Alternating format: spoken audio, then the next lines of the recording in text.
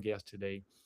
And I was surprised. Now, do let me tell you the backstory. Typically, when I go to search people, I'll get a list of 20 different people with the same name. So I searched this guy, right? And I literally saw thousands of websites and it's all the same person. So I'm like, this guy can't be the one coming on the show, but he is. And I'm looking Let's forward go.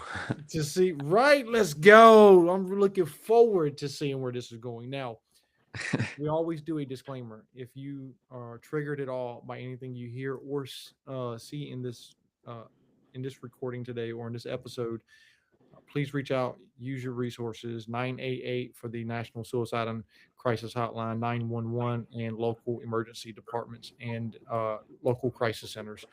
So please utilize your resources. Everything we do here is educational, and we are a resource for people.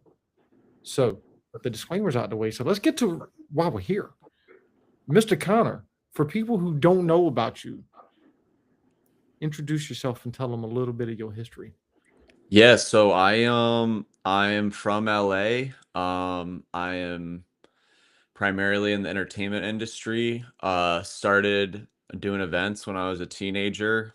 Um, One of them got on the news. I called it Project X and it went viral, and ever since then I've been kind of doing my thing. So, and now I'm 33, so I'm getting up there, but we got some time in the game. 33. Wow. Yeah. Yep. I'll just Google turn. Google says I'm 34 though, but it's not true.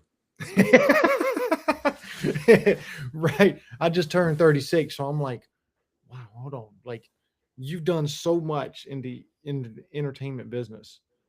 So, Man, sometimes it feels like I haven't done enough. Seriously, you know? But right. no, So, I so, appreciate it. so let me ask you this then. Like, what got you started in the entertainment business?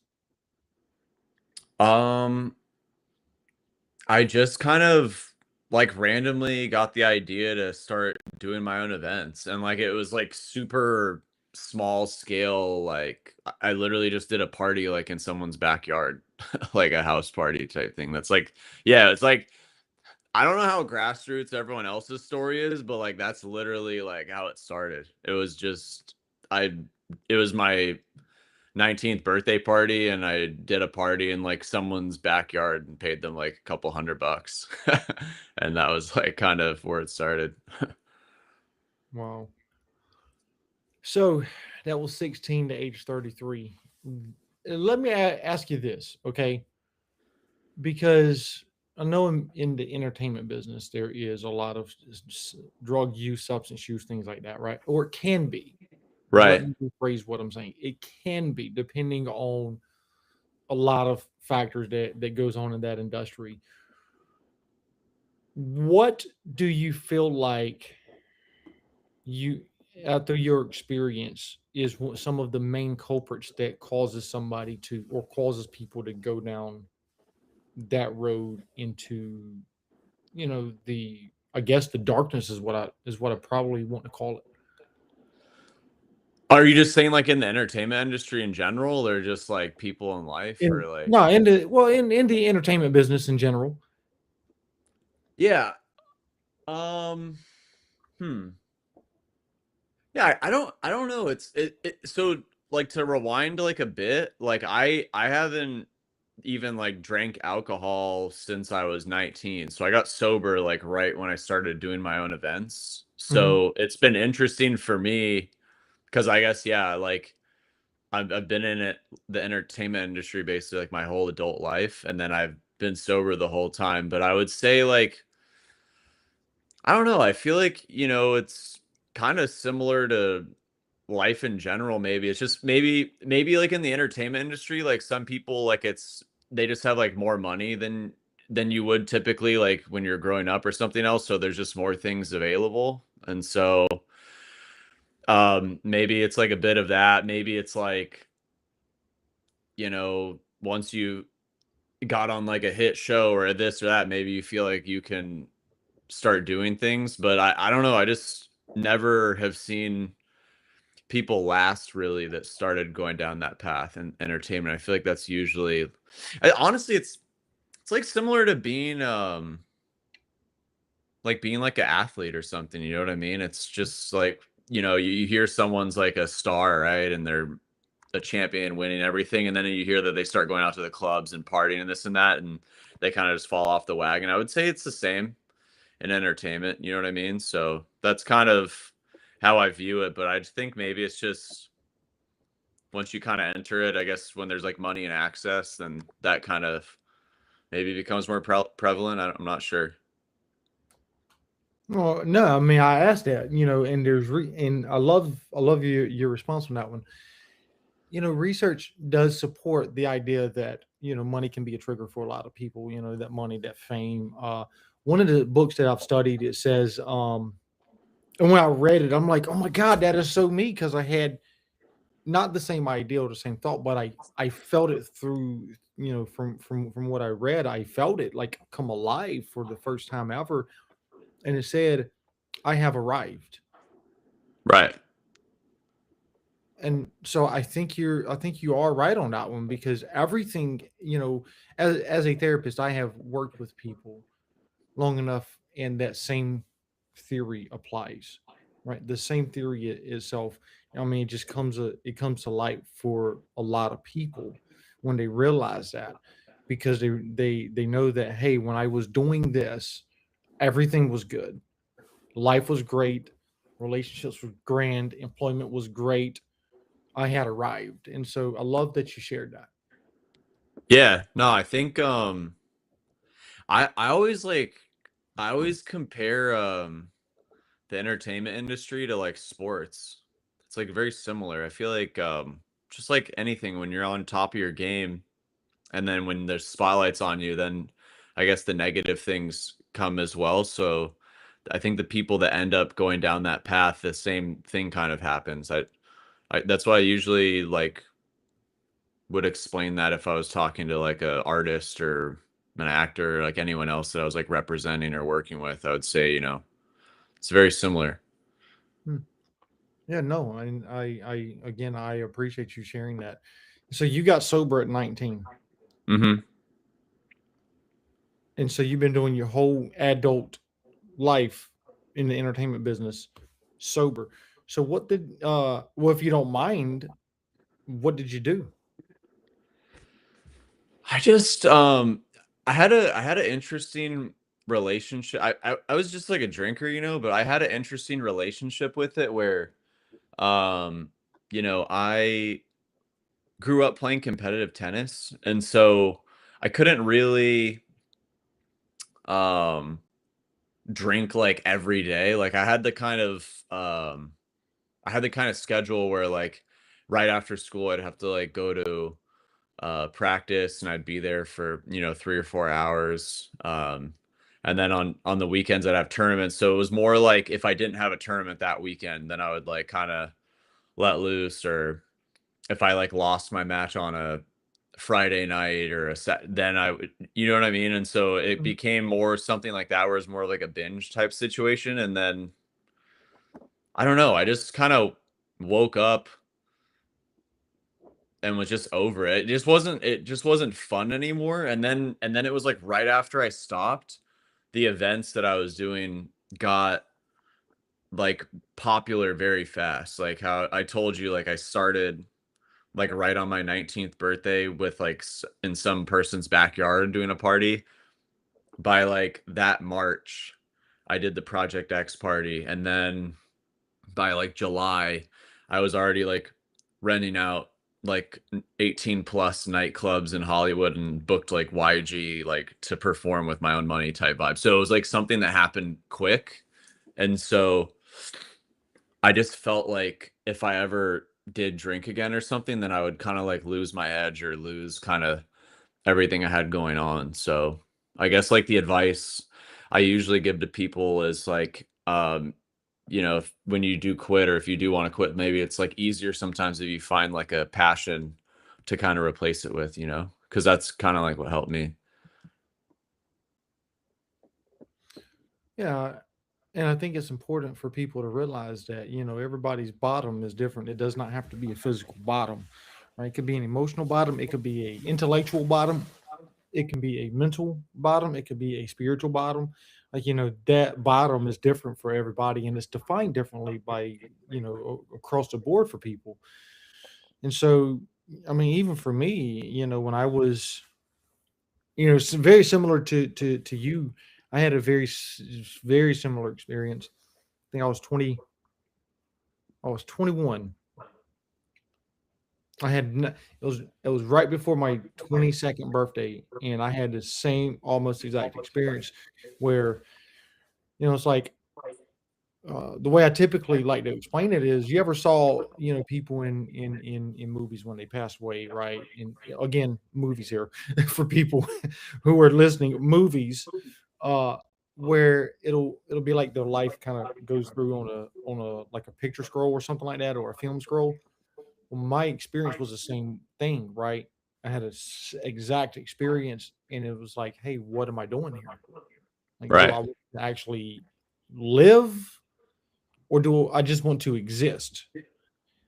And I started living, and like yourself, my life ended up getting 10 times better. Yeah. So yeah.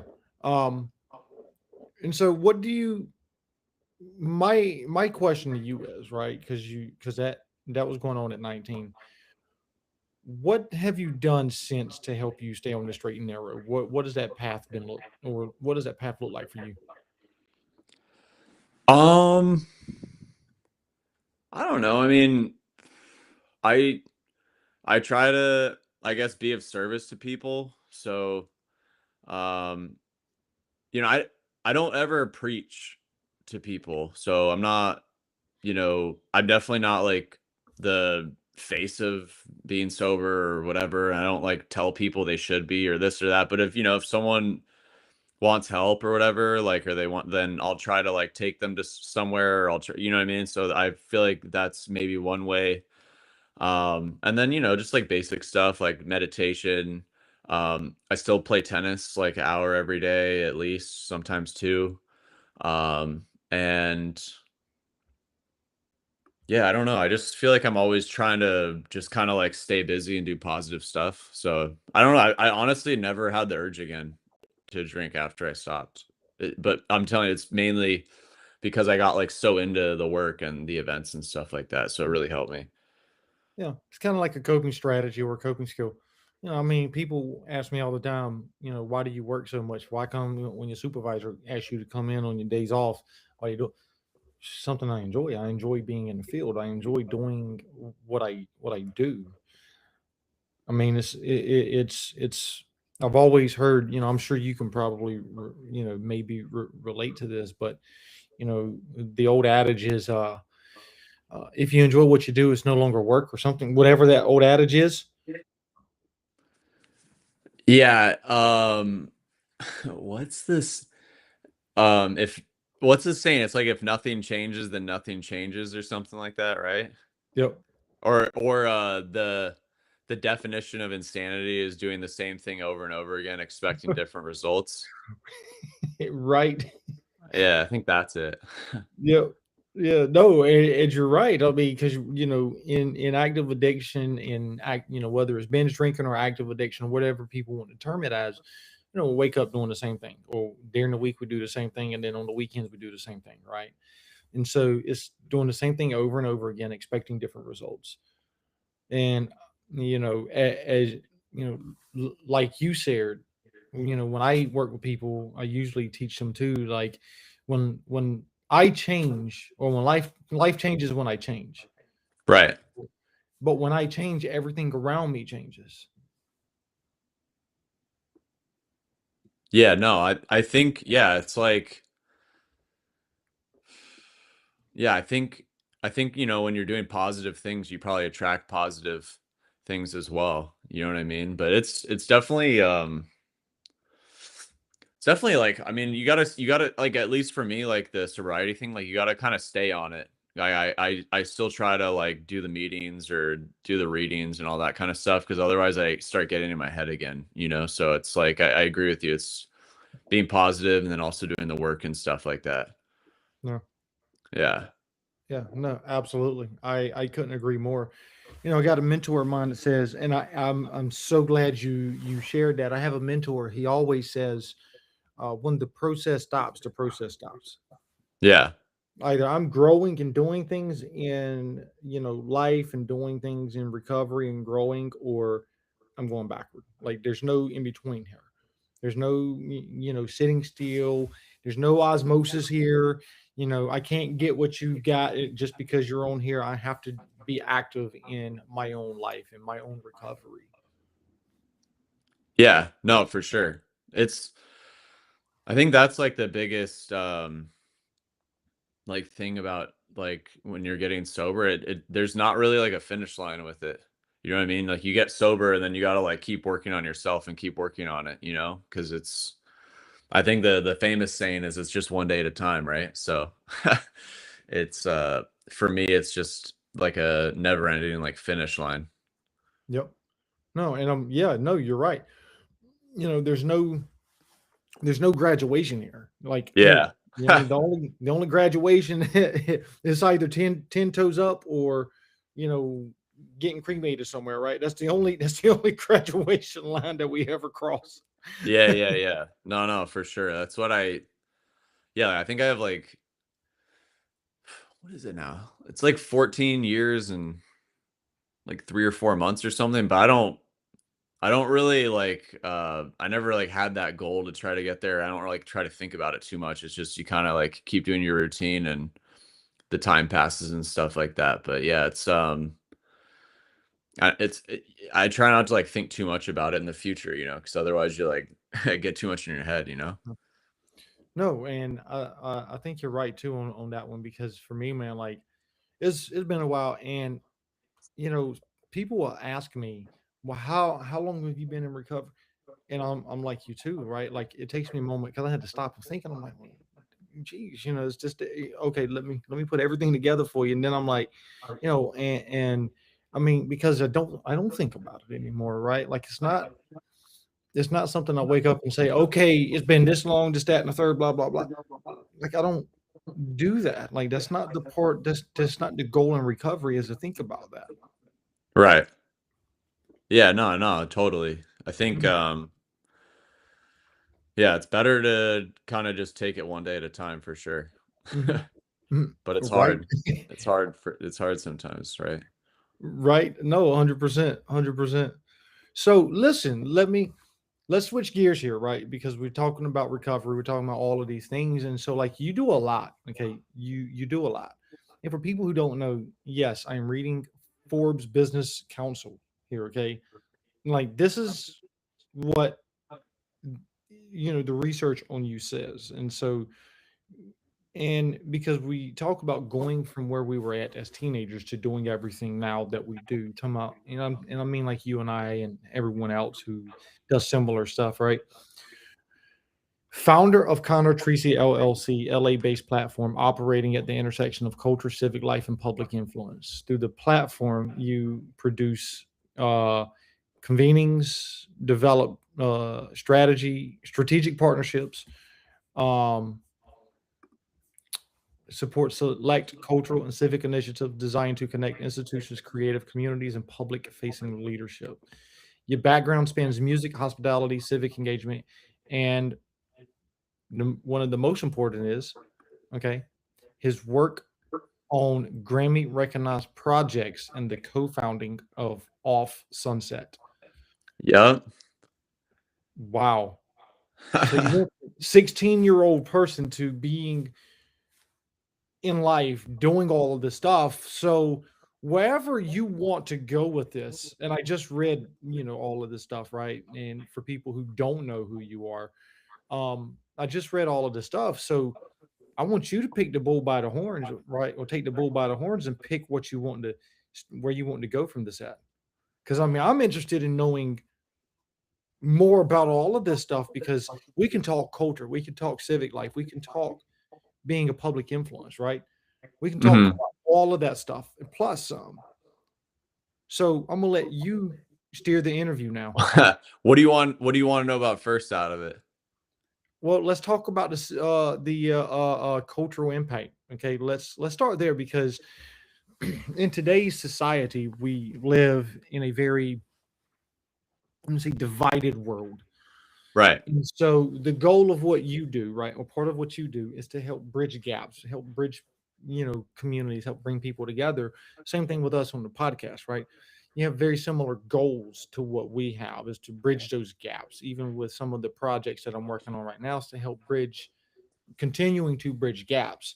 And so, culture is something, I mean, all of that stuff is very critical to talk about, especially in today's times. So for me, I guess that'll be a good starting place because we're both doing things to help bridge community. So let's start there. Yeah.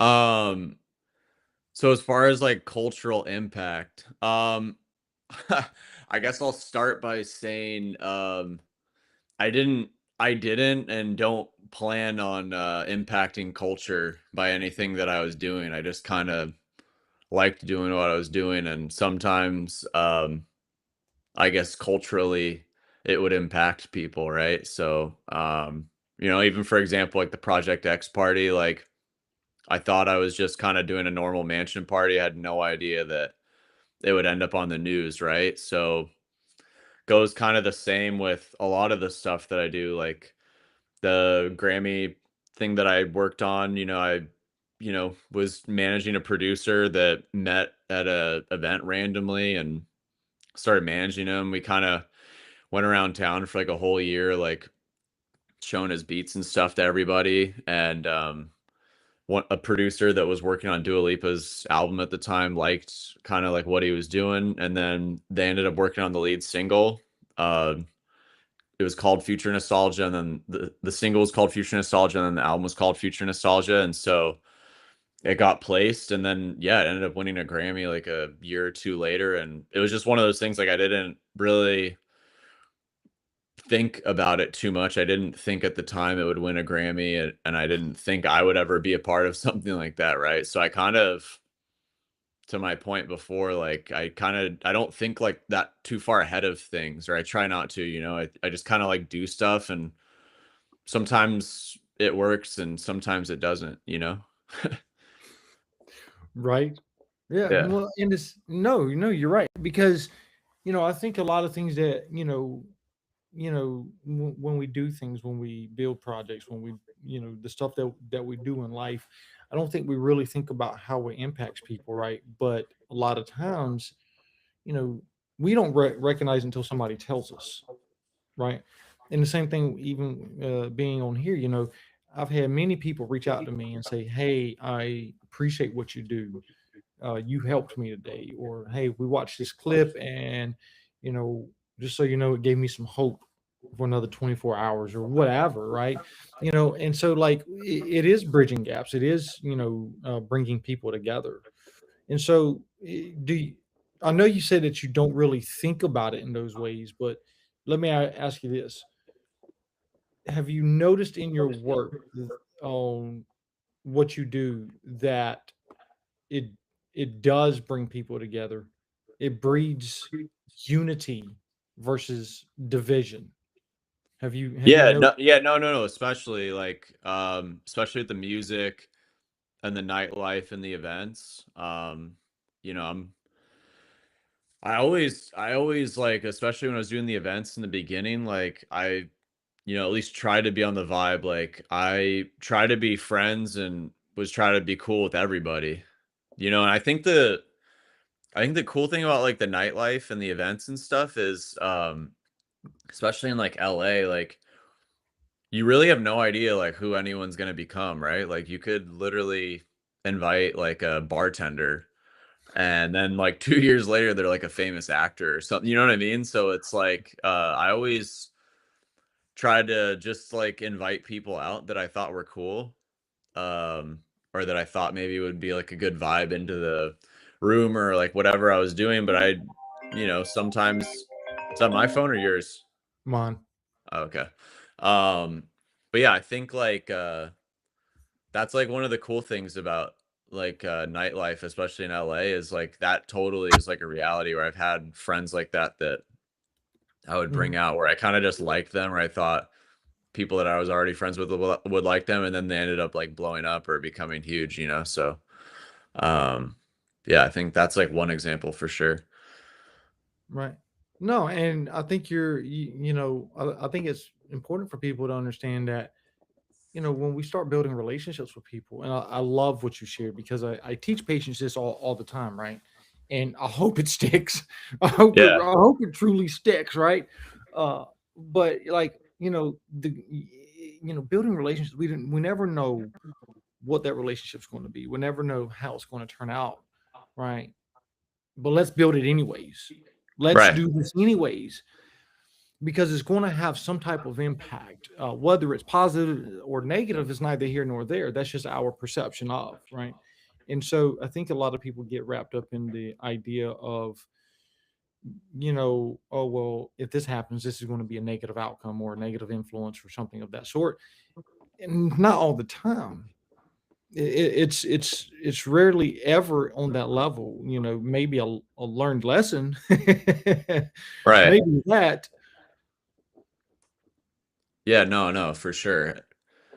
I I try not to make that much like sense of it all. Like, I kind of that being said too, like it's not like I necessarily only associate with people just because I think they're gonna like blow up either. But I don't know, for whatever reason, I just try to like work and be affiliated with people like I'm inspired by or I like doing stuff with, but if I don't know, I never I never know what is gonna like happen. I try sometimes the things that I thought were gonna blow up the most didn't, and then sometimes the things I thought the least about ended up being the biggest things that I did, right? So, I just think it's important to kind of just have like an open mind and I guess try to stay positive and not like try to future trip too much, and just kind of seriously, man. The entertainment business is tough. You gotta can't future trip. I love it.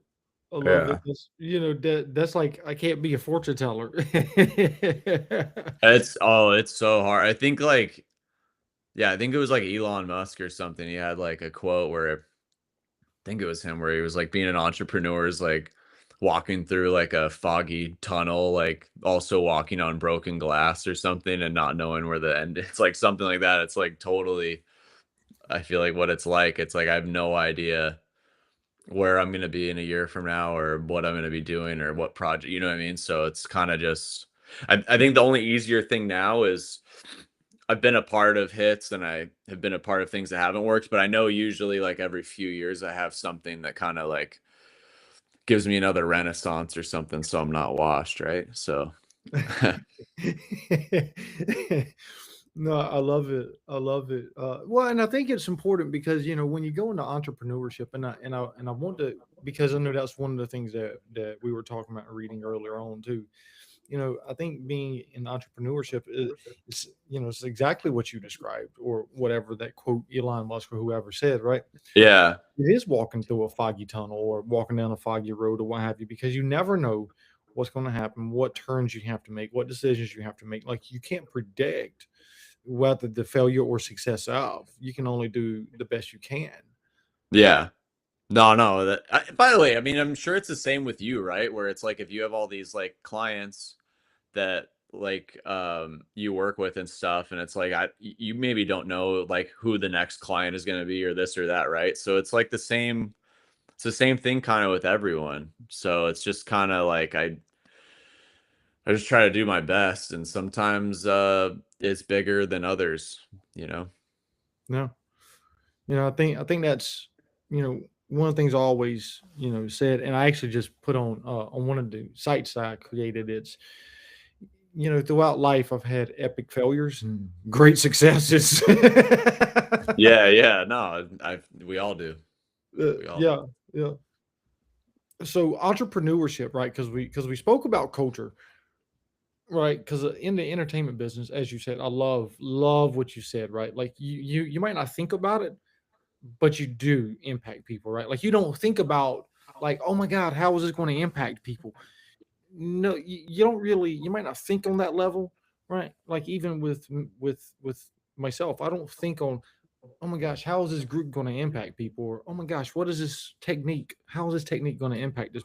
Like I don't go into that level. Like let's see if it works. Let's see if it doesn't. Right? Like that's kind of where my thought process is. Right? And so with entrepreneurship, right? Like it's almost the same thing. Like we were just talking about. So let me I'll ask you this for people who are listening or watching, for people who are interested in going into entrepreneurship, tell us about that, right? Like tell what was your experiences with that? How long did you wrestle with the idea of wanting to do your own thing versus work for other people? What did some of that initial process look like for you? What type of failures did you have? What type of successes? Like tell us more about that. Yeah, so I started doing all of this really when I was like a freshman in college. So I had an interesting relationship, I guess, with being an entrepreneur where like for one, like I wasn't trying to be an entrepreneur for starters, right? So I just feel like I kind of fell into it. And by the way, it can be a nightmare sometimes. It's not like glam like all glam, you know what I mean? It's very like up and down like a roller coaster, but um I kind of just fell into I kind of was always an entrepreneur though, because even before I started the parties or the events, like I was a tennis coach. And so um I feel like why it worked for me is, for one, I was in college, so I was in a dorm, so I didn't have to pay for rent necessarily, right? I had definitely like 3 or 4 years of runway. And then I had money coming in because I was teaching tennis lessons.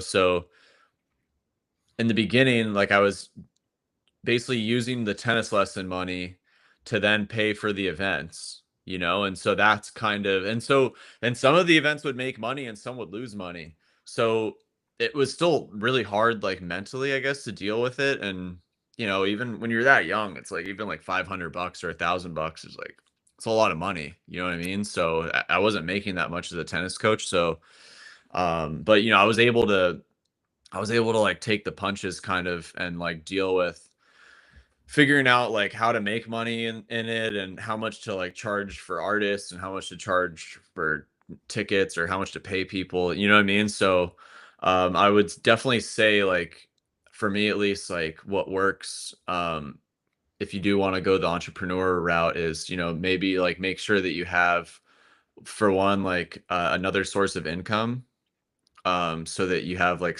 runway and cushion, and then also try to lower your expenses as much as possible, just so your burn rate isn't super crazy because it took me like each time I was doing something, it took me years really to like figure it out and make consistent money from it. It was the same with the events, same with the music business, same with everything. So, you know, No, when you say years, right? Because you're doing this in your late teens, right? yeah, You're 33 now, right? right, So when you say years before the stars align for you to kind of figure this stuff out, for and I use the phrase before the stars align because it kind of fits. right. Uh, When you say years, what do you mean years? 2 years, 3 years, 5 years, 10 years? Uh, it typically took me like 2 to 4 years each time to make like like I'll put it like this. It typically took me like 2 to 4 years to go from me having to fund everything and do it to me getting paid to just do it. Does that make sense? Yeah. So, when I started, I would have to rent the venue, book the artist, pay the DJ, and sell tickets on Facebook or whatever, and then eventually I ended up getting paid by the clubs to do the events, and I didn't have to front the money and stuff like that. So that's like one example. Another example is with the music stuff. Like originally, like I had to pay for the video shoots, or I had to pay for this, and then eventually I just get paid Does that make sense? So Mhm. it just takes it takes a minute, but some that's kind of like what you have to do. I feel like sometimes if you want to break into something where you don't necessarily like have an in or know people, you kind of have to create your own leverage and build your own stuff enough until other people want to like either bring you in or whatever, you know? Yeah. Well, I'm glad that you shared that, and I agree with you on that one. It is about making our own name, making our own legacy, and not always having to go with the current, I guess, standards or norms or whatever you want to call it. And so it does take time. I don't know if your experience was like this. It sounds like it was from what I was listening to and from what I heard you sharing. The first couple of years, it was literally you not making any money at all, right? It was you just trying to do something, get a name built, get your organization built, like things like that. And then all of a sudden, you start making money. You might lose some, but then you start having that consistency over and over. And I think any type of success in life or any type of growth in life is the same thing. It's not always an uphill straight climb. It's, uphill, then you might go down. Then it's uphill, then you might go down. So it's higher highs and higher lows. Does that make sense? No, no, totally. That's how it was for me. Well, Yeah, I I feel love like it. yeah, I don't know. I always like see entrepreneurs or like big figures always like talking about being an entrepreneur or this or that, and it sounds like amazing. Like it was like a huge grind for me. Just also because I pivoted careers so many times, and I felt like to like level up every time I had to kind of do the same thing where I was like funding it using the other thing to pay. You get what I'm saying? So I use the tennis lesson money to pay for the events, and then I use the event money to pay for the music. And does that make sense? So it Yeah. kind of always was like one thing doing the next. So, because I didn't, there was a lot of people like along the way that definitely helped me, and I had like different mentors here and there, but I wasn't like a like picked out of the sky or something like that, and someone kind of just rolled out the red carpet. It was kind of like I just kind of got in where I could fit in and like made things happen, you know? No, no, no. And I think any type of change in life or any type of things that we want to do in life, sometimes it literally is that, where, okay, I can't figure it out, but we're about to, I can't do it right now, but we're about to figure out how to push this thing into action. So yeah, I think you're right on that one. No. Yeah, man. It I definitely for sure at least once posted a dramatic Facebook post saying I was quitting and I was done, but I didn't follow through on that promise. Right? Oh my god, look, I can so identify, so relate. So many times I've posted on social media, be like, "Man, I'm done. I don't know if I can keep doing this or not. Like, I'm just so done." Yeah. And, I mean, but then you have your mentors there, you have your guides there that will, "Hey, dude, maybe you're doing it wrong," or, "Hey, maybe you need to have you ever thought about doing it like this?" Yeah, no, I definitely it's so crazy thinking about that now. I crashed out. Um when did that Yeah, I think I did. I think yeah, like May of 2013, or I think after an event. Like the problem was is like a lot of my events, they were always packed and popping. It was just like I didn't have enough people that were spending enough money and stuff like that sometimes. And then sometimes it was like hard to I guess for me, like I always like first wanted to make sure that the party would be as good as possible, and then making money from it was like second, you know? So yeah, I think I was just like fed up at one point. But then like interestingly enough, like 6 months after that is when I started to like really figure it out. So, you know, thank God I didn't crash out too hard and fully quit.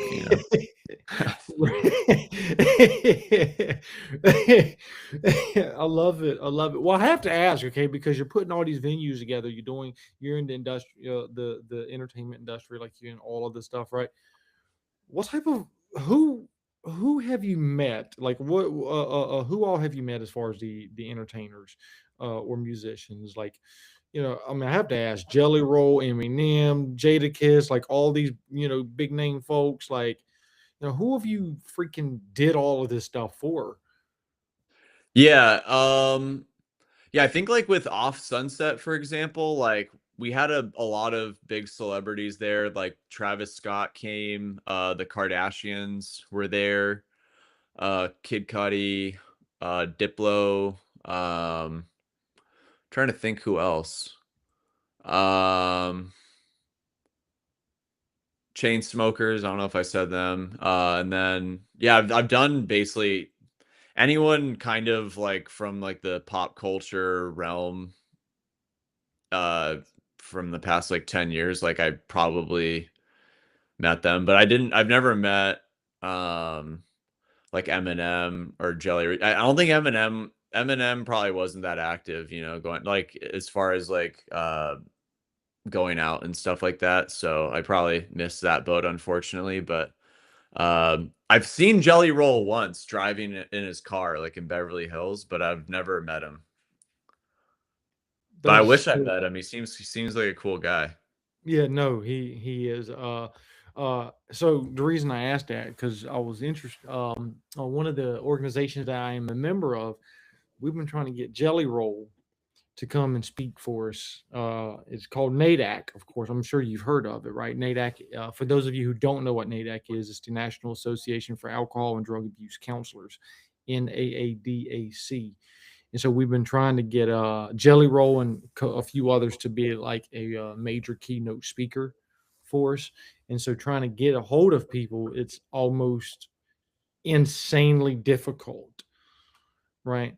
And so that's the reason I had to ask. I mean, because I'm like, listen, if you've met Jelly Roll, I need you to put on a message for me. You gotta find out who his manager is or his A&R, and then if it's a good hook, then maybe they'll bite. Yeah, no, I definitely will continue to do some research on Yeah. that for sure. And it's so interesting too. You said you met Kid Cudi, or he was at one of your He events. he he I think DJ'd at Off Sunset, like, one of the opening nights that we did it, and I don't have a problem talking about it because it was in the press, so, Yeah, it's like yeah, it's public knowledge, but yeah, I did not meet him, but he, was in there and DJ'd it. Yeah. that that is so interesting because Kid Cudi is one of my favorite. One of them. He's got a couple of songs I absolutely love. Right. Right, and so that Which whenever song? you said, "Huh," Which song? day and night. Oh, let's go. Yeah, I remember that, like I think that was, Yep. like, my MySpace song when I was, like, in middle school or something like that.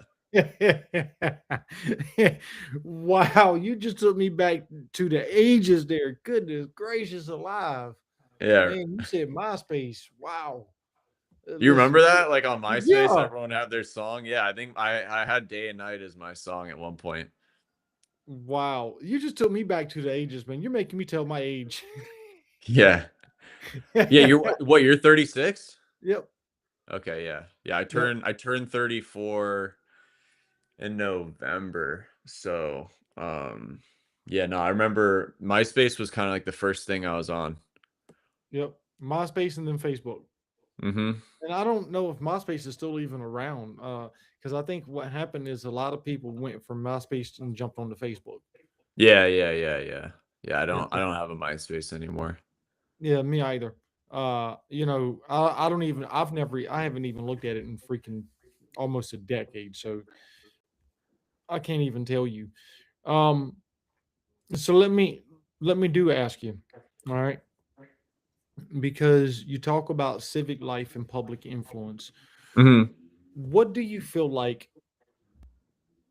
I guess you can say, part of your legacy, right? I don't want to use that word, but it kind of fits. What do you feel like when people look at you, you know, and people see you, people hear your name? What do you feel like part of your legacy is, or how do you feel like you have impacted or influenced people? Um, I don't know. I feel like right now I've, like, done so many things, like, in different arenas kinda that I don't even really know what people would associate with me anymore, but, um, I feel like I don't know. It's like the way I would describe like I guess the entertainment stuff or when you do things like this. I guess also I guess this is like a multiple like part answer, but for one, like I think when you've been like doing this for so long, like especially how you're saying when you like Googled me or whatever, like I have no idea who knows me or like what they think. Right? Like I've just been kind of like doing shit since I was 19. So I don't know if they know me from like Project X or if they know me because I worked with Youngblood or they know me because I had a nightclub. Like I have no idea. And I also have no idea if they even know who I am. Right. So you know what I mean? And then that's why I would say like I'm not like I'm definitely not like famous in the sense that like if I go to like Disneyland or like the grocery store, people know who I am. So the kind of like notoriety or fame or whatever that I have, it's like I still am at the point where like I don't really know if anyone knows who I am or what parts they know. So it's kind of I feel like I'm kind of in like a weird spot with it. But I guess I'm more kind of for the people that do know me, I'm like kind of more of like a behind the scenes like playmaker type person or like a Great Gatsby type person, you know, where it's like I'm not like the celebrity, but I'm the one kind of behind it. Like, does that make sense? Yeah, yeah, yeah. You're the one helping coordinate everything. And see, Right. right, right. And and so I asked that because I think it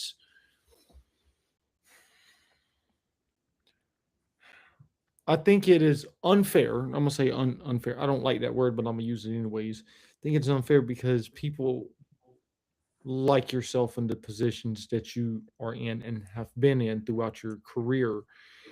It's like y'all do the heavy lifting. Right. You do the whole heavy lifting from people like myself who wants to do these things and the musicians and the artists who wants to come and do the performing, right? And so like people like you deserve attention. People like you deserve, more notoriety than I I guess what is typically given. Does that make sense? Yeah, I mean, I feel like nowadays like it's not as bad because there's like social media and then I guess there's like a crowd of people that are like interested in finding out like who the producer is of things or the this or the that. So I guess maybe I'm like not as unknown as I would have been maybe in the Mhm. past, but it's kind of nice too, like knowing people in the industry and like being involved with higher level stuff, but then also like kind of like still having a normal life. Like, you know what I'm saying? Like I guess this is like the way it feels for me. I could go to Trader Joe's right now and like no one would know who I am, but I also could like go into like West Hollywood this tonight and like be with someone like super famous or someone like that you would know. You get what I'm saying? Mhm. So it's like a weird it's like does that make sense? That's Yeah. kind of like what my life feels like. Yeah.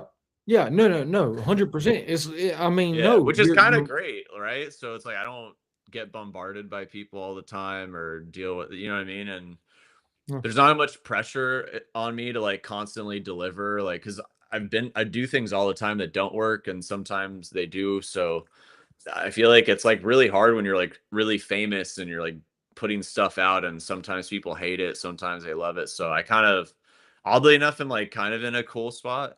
So it just kind of depends. No, depends on which lens you want to look through. Yeah, Yeah. yeah, No, and I'm glad you shared that because to me that shows a what I heard you say. Okay. Yeah, I yeah, know. That is my therapist coming out, right? yeah. What I heard you say was you want to maintain some type of humbleness or humility. Does that make sense? Yeah, I think like, you know, I don't know how you couldn't kind of be humble like the way that I did it all because it's just there was just so many highs and lows that it's just I just know like some years I'm hot, some I'm not, so it's like I don't know how you could not be humble from it. But and then also too like in the grand scheme of things compared to what I've done compared to like people that are way bigger, it's not really that big of a deal. Does that make sense? So it's Mhm. kind of like I don't know. I just I don't know. I feel like it's like hard not to be like humble, right? No, no, and I can see that, right? I can see that, Yeah. because I think it's one of those things. It's like even with me, because I'm kind of I feel like, or I can identify with. Uh, that's what I want to say. I can definitely identify with what you're saying because even myself, people, you know, the podcast has reached 54 different countries, right? And so some people know my name, some people don't know, my name. They just know a podcast of One Moment Podcast, and I mean, it just all depends, right? But it's like, hey, I don't do this for the fame. Like I'm not doing this for the fame itself. Like I'm doing it as trying to bring people together, trying to help. You know what I mean? Kind of like that. And so it's like I can identify with you because I mean, that's what keeps me humble. That's what keeps me in that space of this is where I want to be. I don't want to be significant, huge public figure. I don't want to be, like it's a peaceful place to be because I can go out to town and people, oh my God, Kevin, you Yeah, know, that's what I'm saying. That's more the vibe, right? But it's like imagine you like you're if you are the podcast where like you're the therapist for all the biggest like of whatever in your industry and this and that like I'm sure like when that happens, right? If it takes like 10 years, how could you not be humble about it, right? Because of all the like highs and lows you had in the beginning where like you almost quit or this happened, this happened. So it's just that's kind of like more how I feel. I just feel like like I already went through the ringer and it's just like, man, I'm just so like happy like that I'm at least like here in this position. Like how could I not be like grateful about it or happy? You know what I'm saying? Yeah. yeah, no, and no, 100%. I mean that, and it makes complete and total sense. And the reason I'm asking these questions, in case anybody is wondering, right, and I'm getting him to, talk about his experiences, it's a number of reasons, and the most important is no matter where we're at in life, no matter what we experience in life, there's always this. We always have, to the best of our human ability, to maintain an idea of humility because it can be wiped out from up underneath us. We can have hard years, we can have hard times, like he has been describing, throughout the episode. It's not always gold. It's not always a bed of roses and sunshine and rainbows, right? There's moments where it is, but there's moments where, at the same time, it's not. So that's why, for anybody who's wondering, hey, why are you asking all these? Because it's important. It's important for Yeah. people to understand and see. No, for sure. Right. Right. So let's switch gears, right? Because you mentioned you're in the news as far as having a nightclub too. What was the name of your nightclub again? It was called Off Sunset. Off Sunset. All right. Now I don't know anything about LA. Is it still open? It's still open, I believe, for like private events, but I haven't been involved in it for almost 2 years. I was involved with it for about 3 years, from like August of 2021 till May of 2024, something like that. So like almost 3 years. Mm. And so, okay. Well, that killed some of my questions then on that one. Yeah, but a lot of the times, like in LA, like especially with those super like hot nightclubs, they don't usually last that long. So I kind of like knew going into it. I was like, all right, like when it got hot, I was like, oh great, like this will be like hot for probably like 2 or 3 years. And so I kind of already knew what it was because I've been a part of like clubs like that before. And so typically that's like the cycle, I would say. So I kind of feel like I got the best I could out of it, you know? Mm. And see, I did not know that. You just taught me Yeah. something new.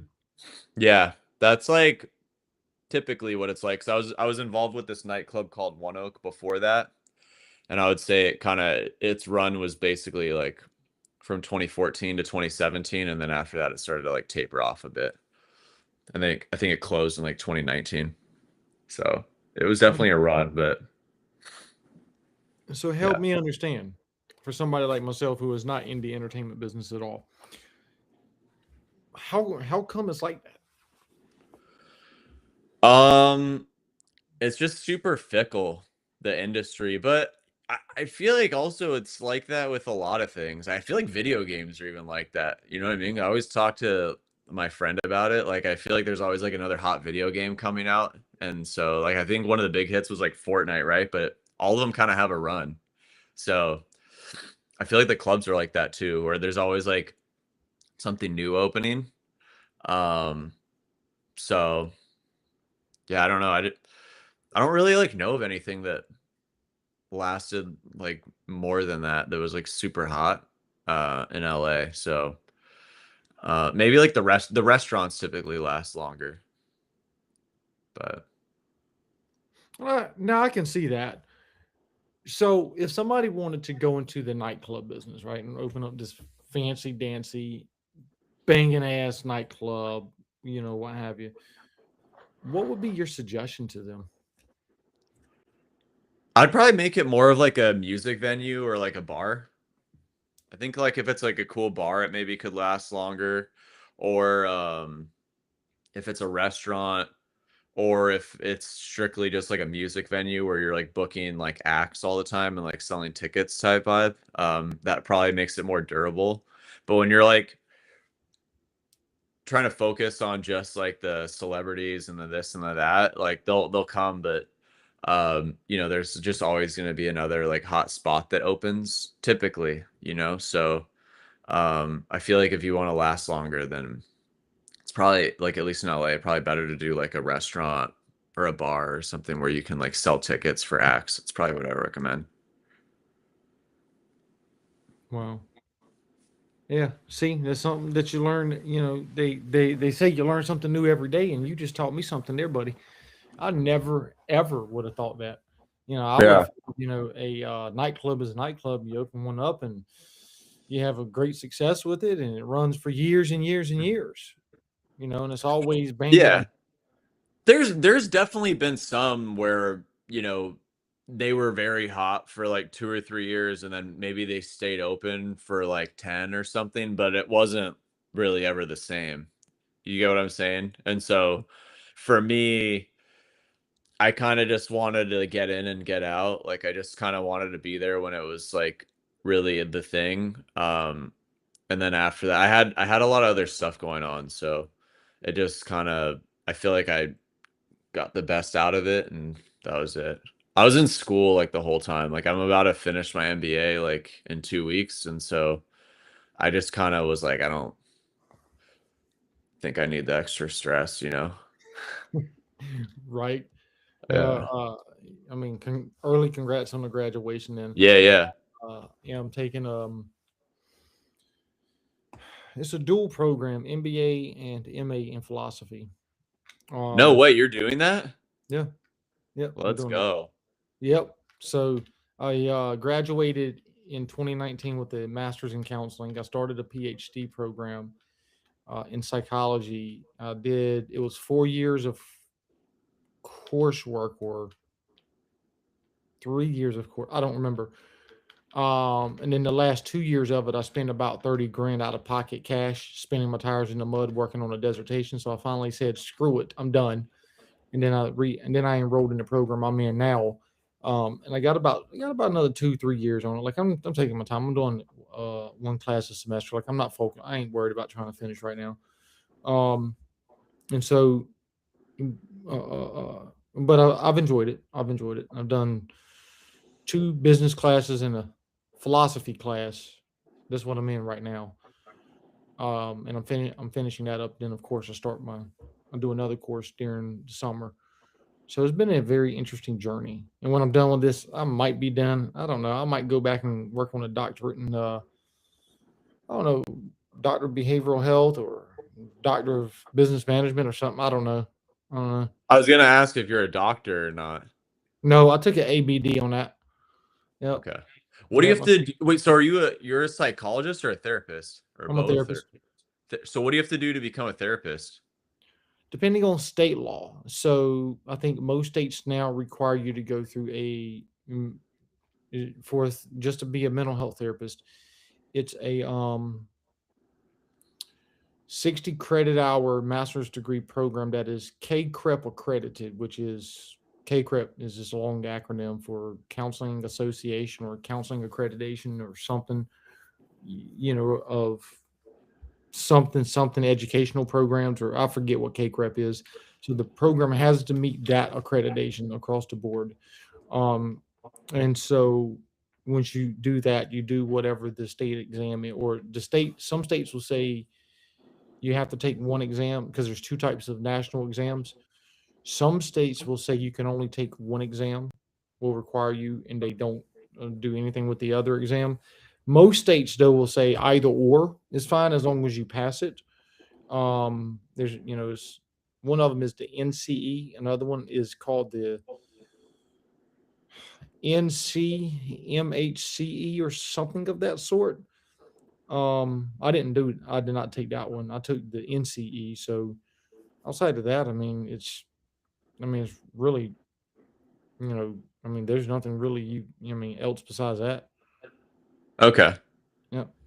Yep. And so, Interesting. Yeah, I think my cousin's a therapist. She's something like in that world. I just never knew what the whole process was. yeah. Yeah, Nice. it's very interesting. It depends on if you want to do social work, psychologist, or mental health therapist, or addiction specialist, or addiction therapist. If you just want to do addiction, I think most states require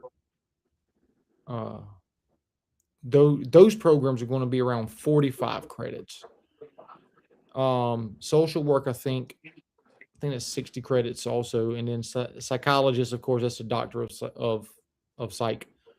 So that's about 5 to So 7 years. would you do that or no?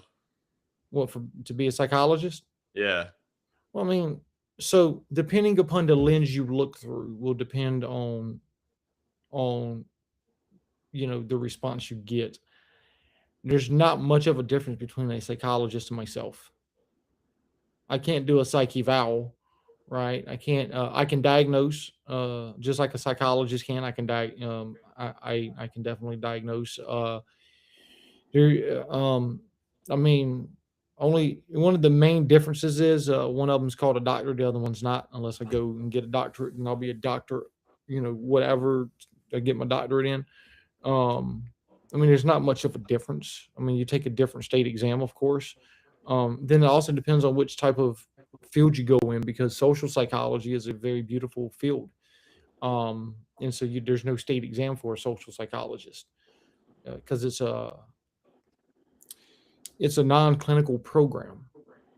So social psychology does not meet any type of state, minimum for like licensure stuff. Same thing with social is one of the ones that stand out to me. So I would probably go and be a social psychologist and actually do something like that. But yeah.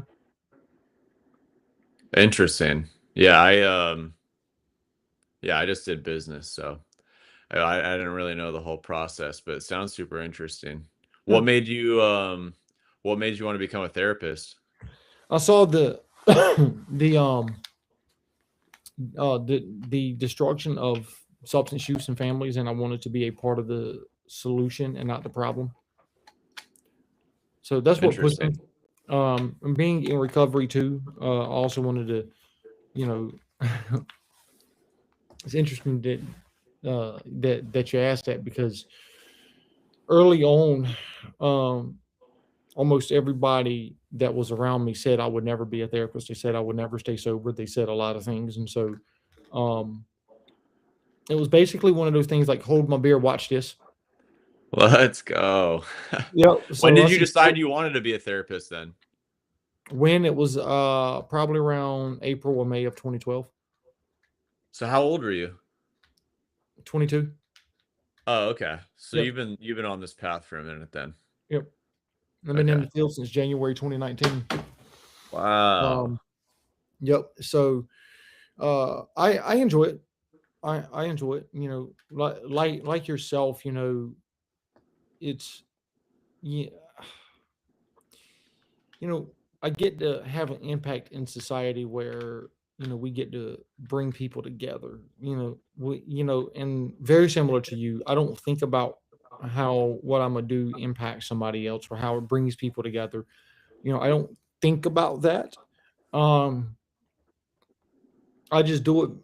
There's a lot of things I do, and I know that it brings people together. I just don't going into it right. Like I don't think to myself, well, how is this going to impact this? And how is that going to do this? And how is that going to do this? And it's one of those things like uh it's life is life and people are people and we all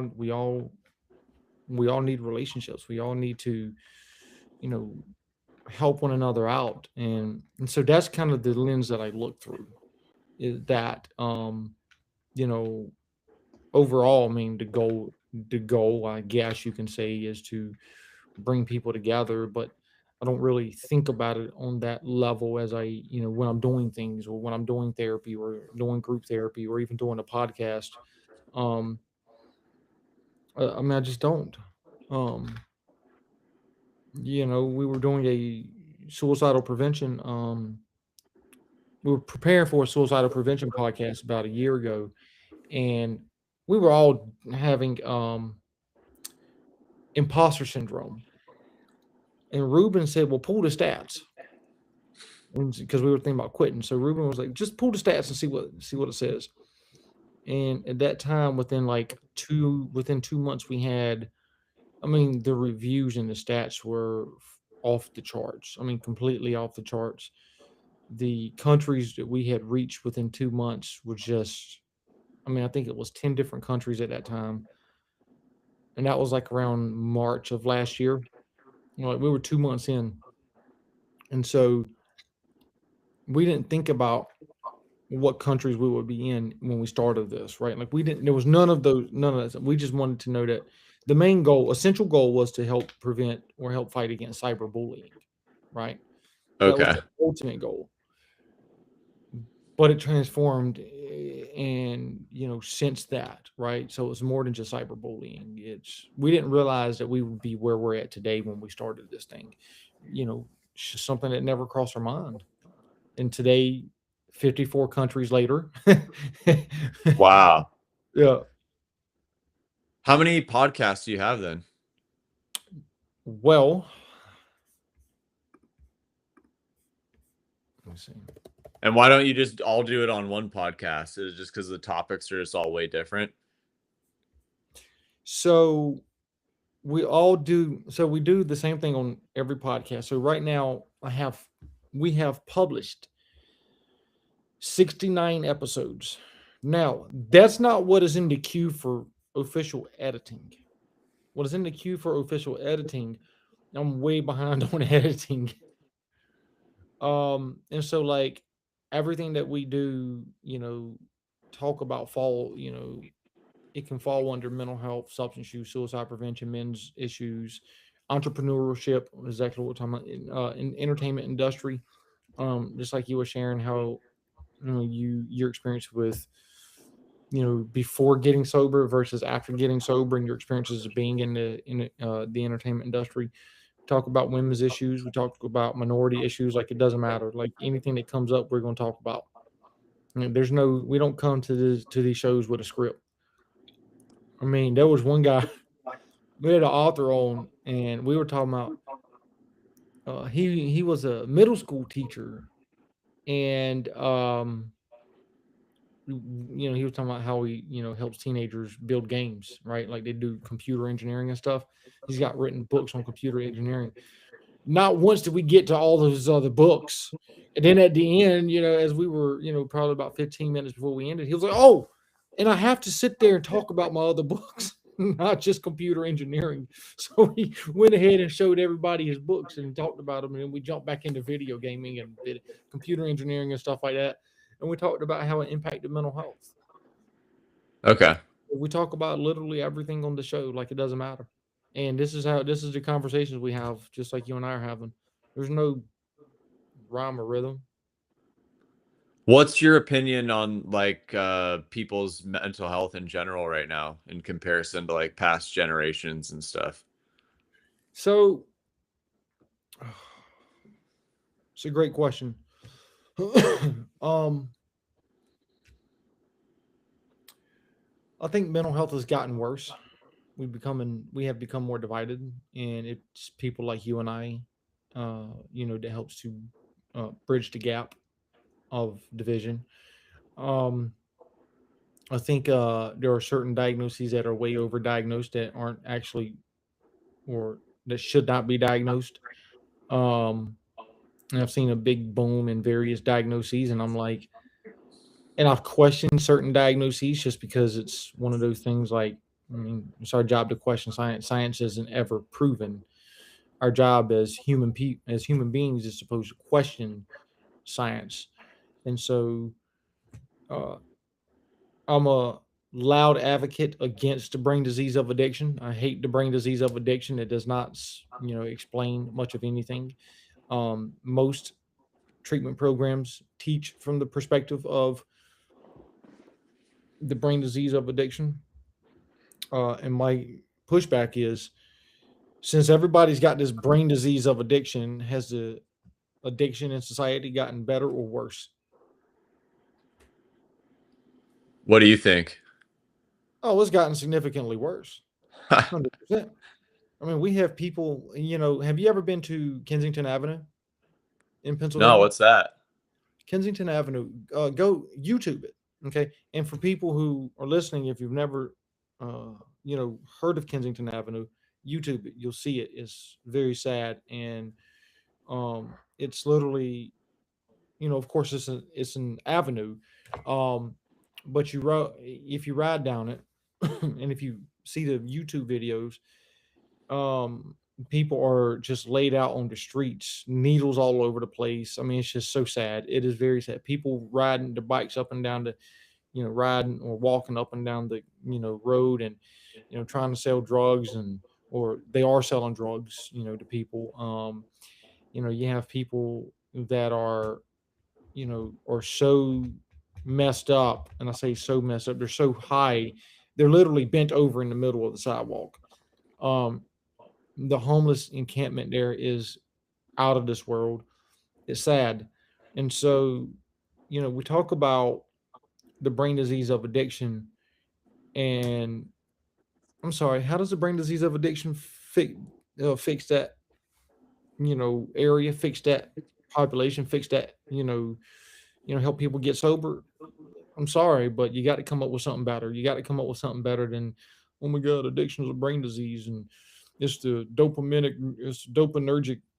system in the brain. And come on, folks. If people don't care about how the brain operates, they don't care about, and there's so many people who have told me, um, Kevin, I don't care how the dopamine works. I don't care about this. I don't care about that. I don't care about the serotonin. I don't care about that. Tell me how to get sober. Help me get sober. And so I stopped teaching from the brain disease of addiction when I found out that it falls apart. It's null and void outside of cocaine and methamphetamines.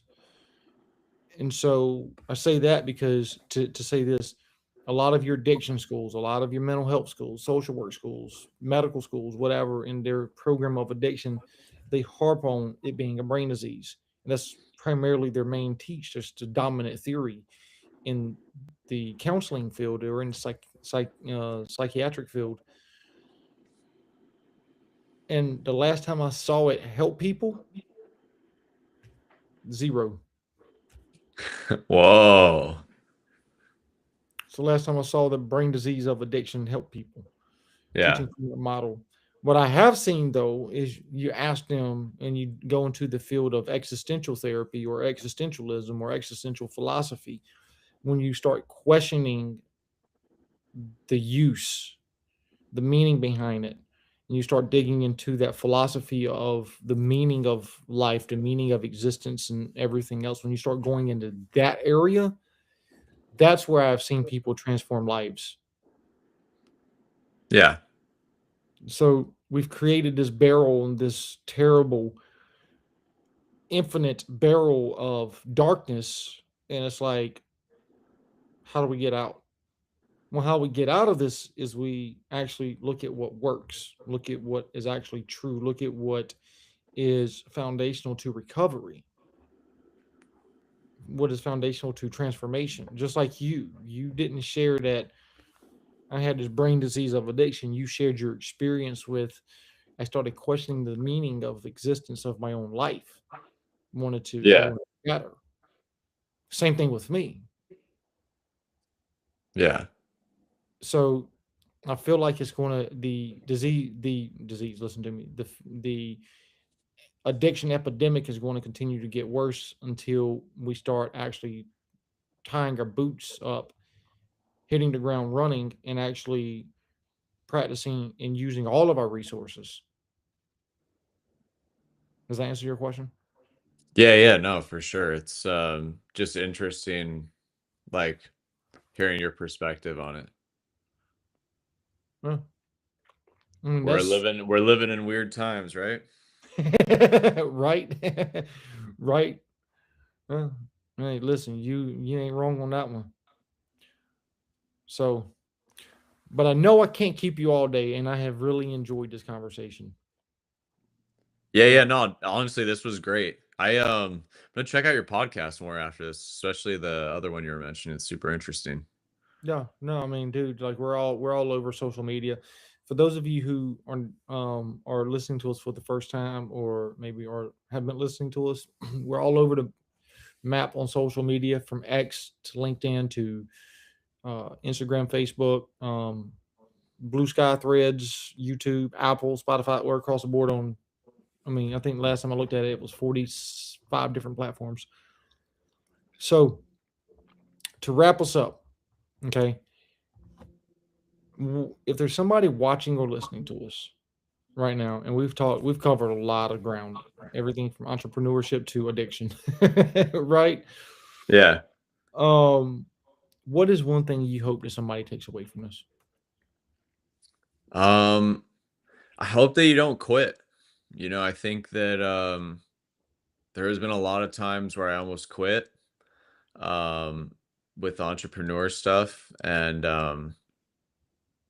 sometimes I look back and it's like 2 years later and I'm like way farther along than I was before and I'm like, man, I'm so happy I didn't stop. So I think, if you can, and it's something you're really passionate about, you just kind of got to keep going and take the punches as they come. Yep. And if people want to book you, maybe have you come on their podcast, maybe even work with you on getting on booking venues, booking events, things like that. What's some of the ways they can contact you? You can just go on my website, www.connortracy.com. And then I'm on like Instagram and LinkedIn and all that good stuff. Sweet. I love it. All right. And last but not least, probably the most important question you're going to be asked today. What is your Hmm. call to action for people? Call to action for everybody. Um, I think just go for it. I think I think everyone needs to just dial it in and I think let's finish off 2026 strong and try and get everything done that you want to get done. And let's go for it. I love it. I love it. Folks, you heard it best from Mr. Connor. Thank y'all for checking us out. Thank y'all for checking in with us. Um, been a very amazing, amazing episode. We've covered a lot, and I'm so glad that when I Googled him and started researching him, I'm like, I'm glad that he is the one that showed up. Let's go. Let's go. Y'all heard it best from him. Folks, check us out on social media. Follow him. If you are following us on social media, follow him too. Okay. He's an amazing guy. I love his energy. I love his attitude. I love his perspective. And I love the fact that he is so humble in his strivings and so humble in his work. I love that about him. So, with that being said, folks, we have to end the live now. Thank you again, Mr. Connor. I do appreciate it. Absolutely. Folks, tune in. All right. I'm going to end the live. Don't hang up yet.